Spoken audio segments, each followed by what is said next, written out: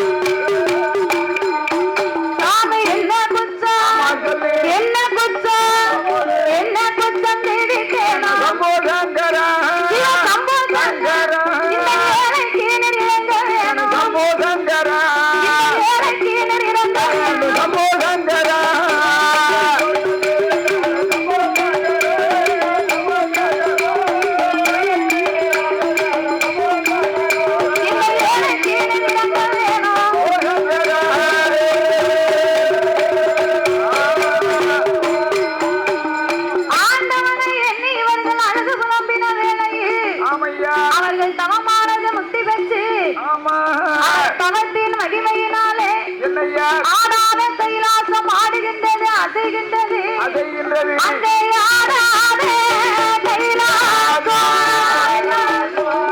ஆடுதையா அசையுடையா சாமி நகராத கைலாசம் ஆடு கைலாசம் அது நகர்ந்து வெல்ல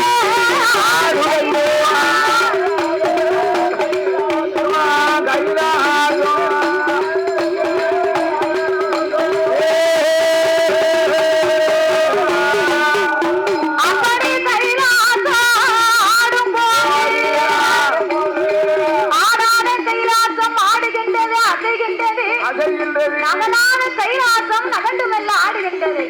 அப்படி கைலாசமே அப்படி ஆடி அசையும் போது ஆண்டவன் கைலாசம் ஆடுவதை கண்டார். கண்டும் காணாதவரை போலவே கடவுள் சிவம் கலி உலகம் எல்லாம் வடியிலக்கவே பயணம் வருகிறார். அவர் ஏன் கண்டும் காணாதவரை போல் வருகிறார் தெரியுமா? நாகராஜனுக்கும் நாகக்கண்ணிக்கும் இந்த செல்வத்துல இருவேர்களுக்கும் பிள்ளை இல்லை என்பது இறைவருக்கு தெரியும்.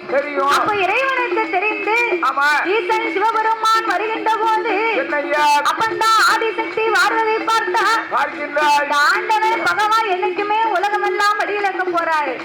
பார்வதி நம்ம கைலாசத்துல ஒத்தையில தானே உட்கார்ந்து இருக்கோம். நம்ம தன்னன் தனிமையா இருப்பதனால ஆண்டவனோடு இன்றைக்கு சென்று இந்த இறைவனுடைய வடியிலப்பை நாம இன்னைக்கு பார்க்கணும். அப்படி என்று அந்த ஆதிசக்தி அம்பிகை அங்கையர் கண்ணி அகிலாண்ட கோடி பிரம்மாண்ட நாயகி அந்த ஆண்டவனை அழைத்து அவர் என்ன கேட்கிறார் தெரியுமா? ஆண்டவனே பகவானே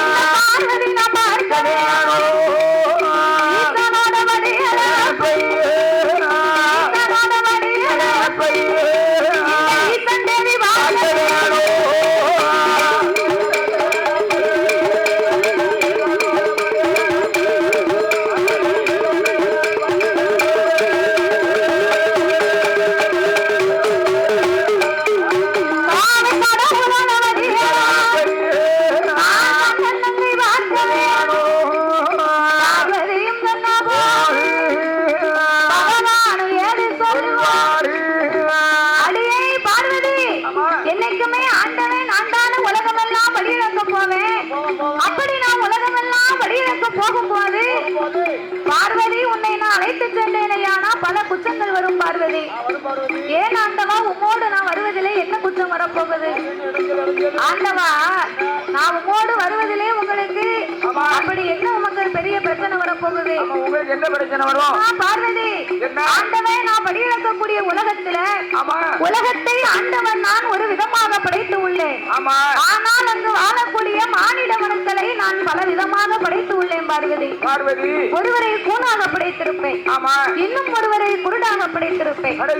கூன், குருடு, செவிடு, பேடு, நொண்டி, மூக்கரை, குழந்தை உள்ளவர்கள், குழந்தை இல்லாதவர்கள். ஒரு ஆளுக்கு உலகத்திலே பெரிய ஒரு வசதியை கொடுத்திருப்பேன், ஆனால் அங்குதான் ஒரு குழந்தை செல்வம் இருக்காது. இன்னும் ஒருவருக்கு குடிக்க உப்பில்லா கூழ் இருக்காது பார்வதி. அவருக்கு ஒரு கோட்ட பொட்ட புள்ள கொடுத்திருப்பேன். 21. இப்படி இருக்கும் போது நீ பெண்ணா பிறந்தவா, ஏழை மனம் கொண்டவா, இறக்க குணம் படைத்தவள் சக்தி. உலகத்து மக்களை எல்லாம் பார்த்தேன்னா அவருக்கு என்ன ஆச்சு? அம்மா ஏன் இப்படி இருக்காங்க அப்படின்னு வாயை வச்சுக்கிட்டு நீ சும்மாவே இருக்க மாட்டேன். இருக்காது வாயோ கிழிஞ்ச மணிப்பாதி மாதிரி இருக்கும். சிப்பு போட்டாலும் சிப்ப பிச்சுக்கிட்டு வந்துரும் வாயி. அதனால அம்மா பார்வதி ஆண்டவே நான் படியிழக்க நேரம் இருக்காது, உனக்கு பதில் சொல்லலாம் நேரம் இருக்கும் பார்வதி.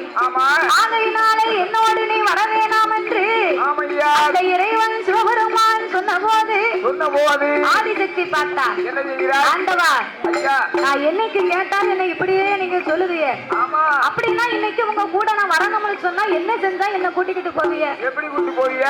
ஆண்டவா பரம்பொருளே கண்டிப்பா நான் உங்க கூட வருவேன், ஒரு முடிவை சொல்லுங்க. அம்மா பார்வதி அம்மா பார்வதி அப்படி நீ என்னோடு வரணும்னு ஆசைப்பட்டா இன்னைக்கு என்னோடு நான் உன்னை அழைத்து செல்லணும்னு நீ நினைச்சா என் கூட வரும்போது நீ எந்த வார்த்தையுமே பேசக்கூடாது. நான் உங்க கூட வரும்போது ஒரு வார்த்தையும் மேல கீழே பேச மாட்டேன். ஆண்டவா உன் வாயினால் சொன்ன உன்னை நான் நம்ப மாட்டேன். சத்தியம் செய்து கொடுத்தாதான் என்னோடு உன்னை நான் அழைத்து செல்வேன் பார்வதி. சத்தியம் வேணுமா? சத்தியம் வேணும்னா உங்களுக்கு யார் மீது வேணும்? உங்க அண்ணன் இருக்காரே கோபால கண்ணன், அந்த கண்ணன் மீது ஆணையாக கடவுளோடு வரும்போது எந்த வார்த்தையும் பேச மாட்டோம்னு ஆணையிட்டு கொடுத்தா வேற ஆளு யாரு கிடைக்கலையா? உனக்கு இருக்கிறது ஒரே அண்ணன் தானே. கண்ணுக்கு கண்ணா இருக்காரு ராமச்சந்திரன், ராமர் இருக்காரு. அவர் மீது சத்தியம் பண்ணினாத்தான் உனக்கு கொஞ்சமாவது அக்கறை இருக்கும். அதனால உங்க அண்ணன் கோபால கண்ணன் மீது எனக்கு ஆணையிட்டு கொடுத்த ஆண்டவன் உன்னை என்னோடு நான் வழியிற்கு அழைத்து போகிறேன். ஆண்டவன் சொன்ன போது அந்த ஆதிவரா சக்தியாகப்பட்ட பார்வதா தேவி எங்க அண்ணன் மேலதானே உங்களுக்கு சத்தியம் வேணும். அவர் மேலதான் அப்படியே நான் உங்களுக்கு செஞ்சு தரேன். எங்க அண்ணன் கோபால கண்ணன் மீது ஆணையாக கண்ணன் மீது சத்தியமா உங்க கூட வரும்போது நான் ஒரு வார்த்தையுமே பேச மாட்டேன். 3 தடவை சத்தியம் சத்தியம் சத்தியம். நீ உனக்கு சத்தியம் பண்ணத்தான் செய்த, உனக்கு சத்தியம் எல்லாம் சக்கர பொங்கலாச்ச தாத்தா. பார்வதி சத்தியம் பண்ணா சரியா? நீ சத்தியம் பண்ணா அது சக்கர பொங்கல் தானே. அங்க வந்து பார்வதி எல்லாம் உனக்கு வெறும் புளியோதரை. எதுக்கு? நாய் நம்ம குடிக்க மாட்டேன், நாய் நம்ம குடிக்க மாட்டோம்னு விடியா காலம் பார்த்தா கூட ஒரு கோட்டரை போட்டு வந்து நிப்பாரு. 10வது வாட்டி சத்தியம் பண்ண போதுதான் அப்புறம் தண்ணி அடிச்சா மூஞ்ச போட்டு ஊடிட்டாரு. அப்படியா? அதாவது சத்தியம் வந்து தன்னுடைய சுய புத்தியில இருந்து சத்தியம் பண்ணா அது பலிக்கும். சுய புத்தி இல்லாம அரக்கம் போய் உள்ள இருந்து சத்தியம் பண்ணா அந்த சத்தியம் பலிக்காது. இதுதான் ஆசிர விதிப்படி. அதுதான் நீ எத்தனை வாட்டி சத்தியம் பண்ணாலும் சத்தியம் பலிக்காது. உடனே கிடையாது. நீ போய் பலிக்காது என்னையே பேசிட்டு. அதனால ஆதிபராசக்தி அண்ணன் மீது ஆணையிட்டு கொடுக்க ஆணையிட்டு கொடுத்த போது ஆண்டவனும் பார்வதாதேவியுமாக ஆணையிட்டு கொடுத்த போது ஆண்டவனும் பார்வதியும் அகில உலகம் எல்லாம் அவர்களுக்கு வேணும் என்று ஆடியினையை கொண்டு ஆடி எங்கு வருவார் வினையை கொண்டு உலகமெல்லாம் வருவார் கொண்டு மாநிலம் வருவார் கொண்டு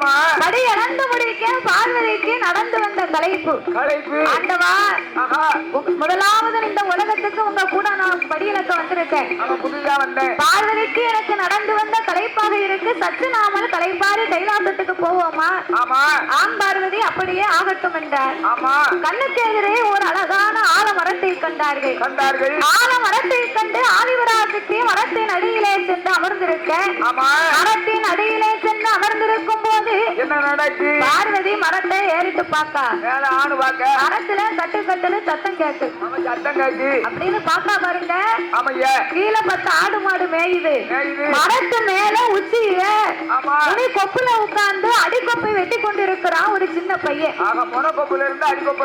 ஆடு மாடுகளுக்கு கொலை கொப்பு வேணும்னு சொல்லித்தான் முனிக்கொப்புல உட்கார்ந்து அவன் அடிக்கொப்பை வெட்டிக்கிட்டு இருக்கான் புத்தி இல்லாத பிள்ளை விவரம் தெரியாத பையன் அவன் முனிக்கொப்புல இருந்து அடிக்கொப்பை வெட்டுவதை பார்வதி கண்டா பாருங்க பராசக்திக்கு ஒரே பயம் என்ன பயம் இந்த பையன் கீழே விழுந்தானையானா அவனை பெட்டி வச்சுதானே பிறக்கணும் தவறி விழுந்தா இவன் தவிடு பொடியாகிடுவான் அவன் பூமியிலே விழுந்தா இவன் பொடி பொடியாகிடுவான் சாஞ்சி விழுந்தானா சட்டி வச்சுதானே பிறக்கணும் அப்படின்னு சொல்லி பராசக்தி பிறந்து விழுந்தா இவனை பெட்டி வச்சுதான் பிறக்கணும் பெற்றவளுக்கு பிள்ளையா போய் சேர மாட்டான் அதனால ஆண்டவனை அழைத்து ஆண்டவனே பகவானே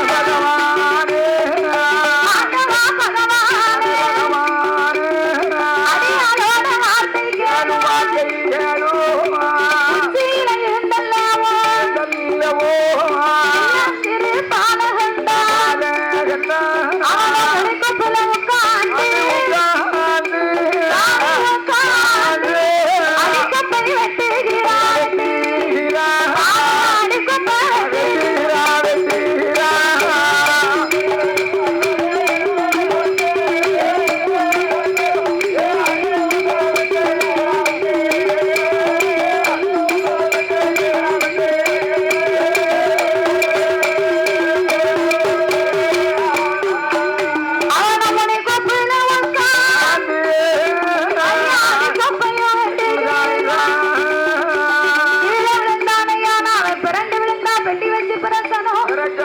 மண்ணிலே விழுந்து அவன் மாட்டு படிந்து விடுவான் ஆண்டவா நீங்க போய் இப்பவே இந்த பிள்ளைய காப்பாத்துங்க நீங்க போய் இப்பவே பிள்ளைய காப்பாத்துங்க உடனே ஏய் பார்வதி என்னோடு வரும்போது நீ எந்த வார்த்தையுமே பேச மாட்டோம்னு சொன்னீங்க இப்பொழுதே இந்த பிள்ளைய காப்பாத்தணும்னு சொல்லுதியே என்னால முடியாது வா நம்ம கைலாசம் போக அவனுக்கு விதி முடிந்து விட்டது ஆண்டவா பிள்ளைய நீ இப்பவே காப்பாத்தலைன்னா உங்க கூட நான் ஒரு அடி எடுத்து வைக்க மாட்டேன் அப்படின்னா நான் சொல்லுகிறேன் கேளு அந்த பாலகன் எப்படியும் கீழே விழுவான் கீழே விழும் போது எம்மானு விழுந்தா பார்வதியை போய் காப்பாத்து எம்மானு விழுந்தா ஆண்டவை நான் போய் காப்பாத்துகிறேன் இரு பேர்களும் பேசி முடித்தார்கள் பேசி முடிக்க அவனுக்கு ஆத்திரக்காரன் புத்தி கட்ட ஓங்கி ஓங்கி வெள்ளத்தான செய்வான் அப்ப கீழே வரும்போது பாவி அம்மானு சொன்னானா இல்ல அப்பானு சொன்னானா அப்படின்னா காட்டு தண்ணியும் போக்கல செத்தம்னு விழுந்தா செத்து போனாண்டி நாமல் கைலாசம் போவோம் என்று அந்த ஆண்டவன் அழைத்த போது ஆங்கார கோபம் கொண்ட பார்வதி பையனுக்கு ஆண்டவனை உயிர் கொடுக்க சொன்ன உயிர் கொடுக்கல இன்னைக்கு இந்த உலகத்தில் ஒரு உயிரை நாமல் படைத்து விட்டு தான் போகணும் அப்படின்னு பார்வதி கோபம் கொண்டு அந்த பகவானுக்கு பின்னாலே வருகின்ற போது